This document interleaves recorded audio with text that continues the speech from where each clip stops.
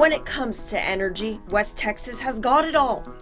The oil, wind, and now a boom in solar energy. And you got to have good transmission, how flat the land is, what's underneath the land. Puts all these things together and helps us identify what are the best places to put a solar facility. Just 30 miles south of Seminole, Duke Energy just installed a massive solar farm for good reason. This is a fantastic economic development opportunity for the region. It diversifies the energy and economic base in the community. With their largest solar project in Texas to date. This is a 100 megawatt project here in Andrews, Texas, with more than 340,000 solar panels. It spans more than 800 acres.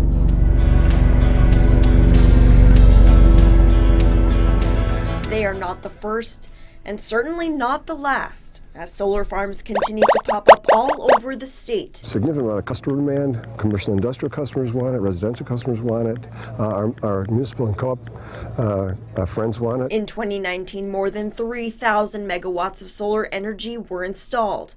That's enough to power more than 400,000 homes, with 750 solar companies in the state breaking down into 120 manufacturers, 307 installers and developers, creating more than 9,600 jobs. It takes a lot of people to build one of these things, so we pump a lot of income back into the community. But solar still has ways to go. Right now, it only represents 1% of the state's electricity. The oil and gas industry plays an important part of our country's energy supply and requirements, and so does the renewable energy, and I think we just work very well together. The energy from the Lapidus facility in Andrews going even as far as Dallas. We do have members, retail loads that we serve. One of the ways solar energy is able to be transmitted is through the Electric Reliability Council of Texas, also known as ERCOT. ERCOT is the kind of the grid operator for Texas, so they basically dump it into the grid and we purchase it from them. Here's how it works. ERCOT manages the flow of electric power throughout Texas. That means the distribution company receives electricity from a transmission system, like a solar farm. And from the distribution company, electricity is transferred to your home. ERCOT represents 90% of the state's electric load and connects more than 46,000 miles of transmission lines and 650 generation units.